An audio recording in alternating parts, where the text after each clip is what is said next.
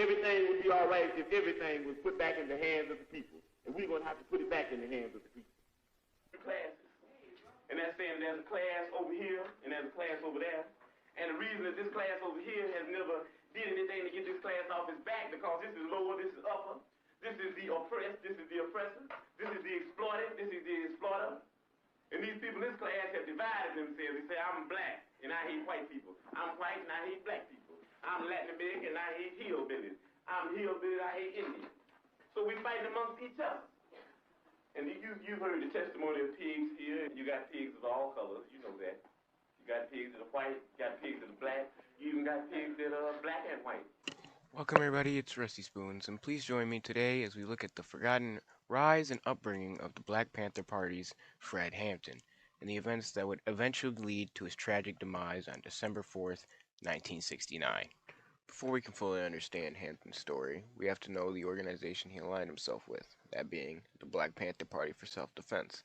This was founded by Bobby Seale and Huey Newton after the police killing of an unarmed black teen in San Francisco. See, Newton had an extensive background in law, so he knew that it was legal to carry firearms in California so long as they were not being concealed.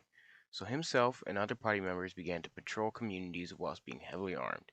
It was these actions that would eventually bring widespread mainstream coverage to the entire nation.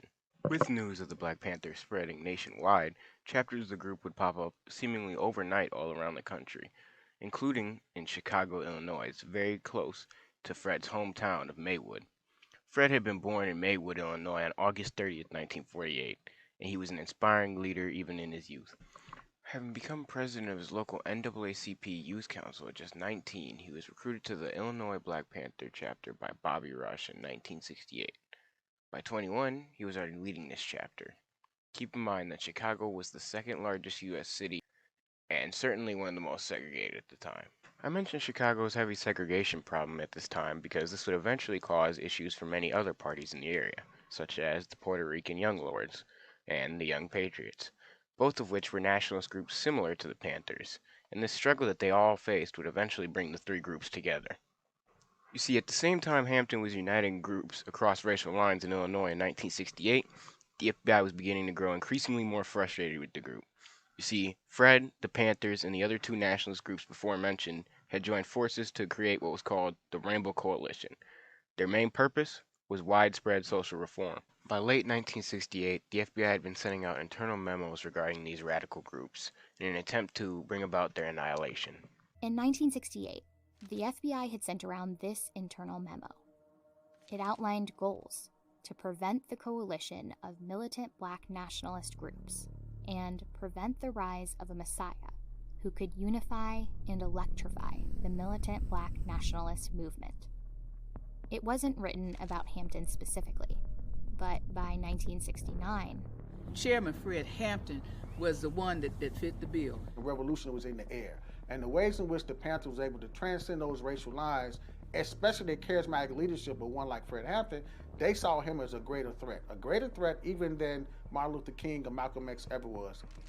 In one FBI memo about the Black Panthers' breakfast program, they claimed their real purpose was to poison minds with anti-white propaganda and indoctrinate youngsters in hate and violence. On July 15th, 1969, J. Edgar Hoover and the FBI deemed the Black Panthers the #1 internal security threat. Their plan was to launch a counterintelligence program now known as Cointellpro. The FBI, under the leadership of J. Edgar Hoover, had deemed the Black Panther Party as the #1 threat to the internal security of this country. The FBI operated a counterintelligence program called Cointellpro. It was a program that targeted dissident political groups in the U.S.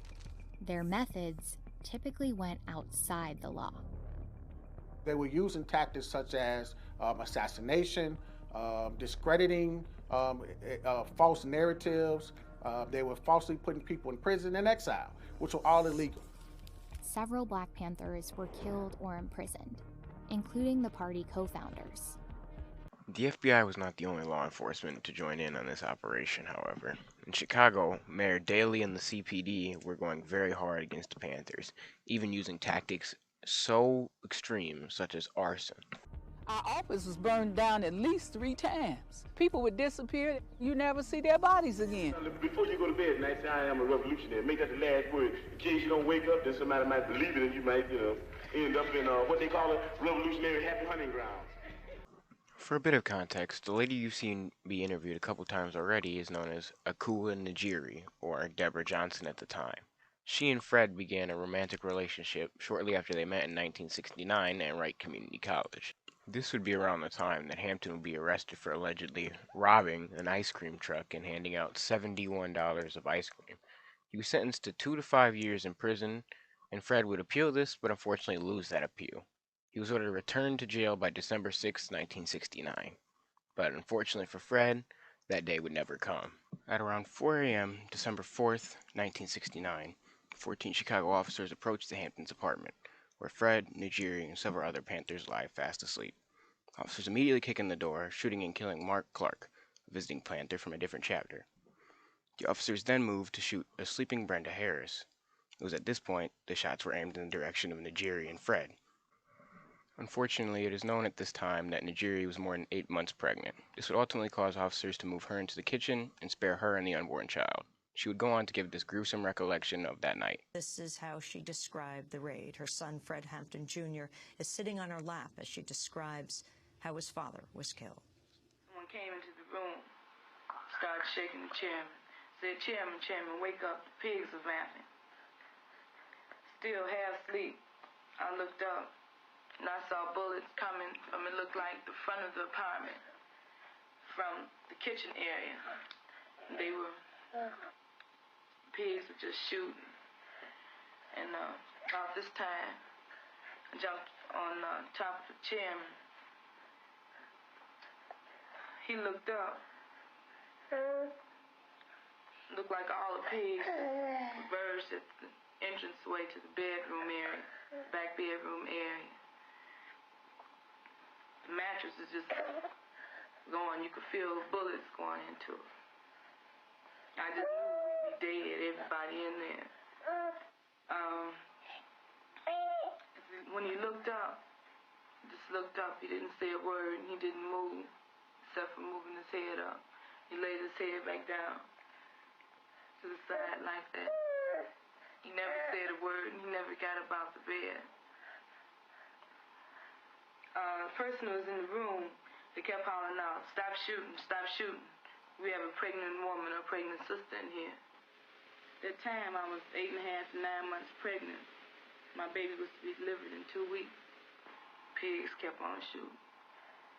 So he kept on hollering out. Finally, they stopped. They pushed me and the other brother by the kitchen door and told us to face the wall. Heard the pig say, he's barely alive, he'll barely make it. I assume they were talking about Chairman Fred. So then, they started shooting the pigs, they started shooting again.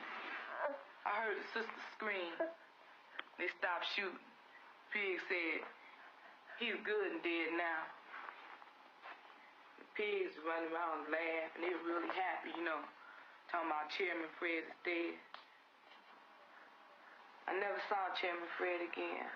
Close to 100 rounds were fired inside the apartment that night. Only one casing was a possible match to a firearm owned by Mark Clark. The rest were police firearms. 7 Panthers were arrested. Mark Clark and Fred Hampton were dead. Officers can be seen smiling while carrying away the body of Fred. And the media would portray this incident as a gunfight between the Panthers and police, heavily diluting the public's perception of the incident.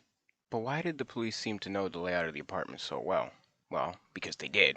Enter William O'Neill, Hampton's personal security guard and chief of security. You see, the FBI had instructed O'Neill to provide a hand-drawn layout of the apartment, in which he would, and be rewarded by J. Edgar Hoover himself. During the trial of this case, the judge would not allow persecution of Hoover and other federal agents, and talk of the floor plan and the informant was strictly prohibited. 53 years later, and the documents that first proved Williams' involvement and the FBI's role in Fred's assassination still have redactions. Just recently, documents unearthed by Aaron Leonard show the FBI involvement as early as November 1969. There was one small silver lining to come with all this tragedy, however. Hampton's death caused a massive public uproar.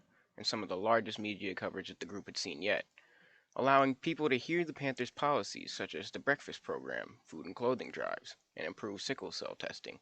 Many of these policies would later be adopted nationwide. And thus concludes Fred's tragic story. Thank you for joining me and learning about one of history's forgotten activists. If you'd like to learn more about Fred Hampton, I suggest the movie based on his story, Judas and the Black Messiah, and the people at Vox's video on him. Until next time, I'm Rusty Spoons. Take care.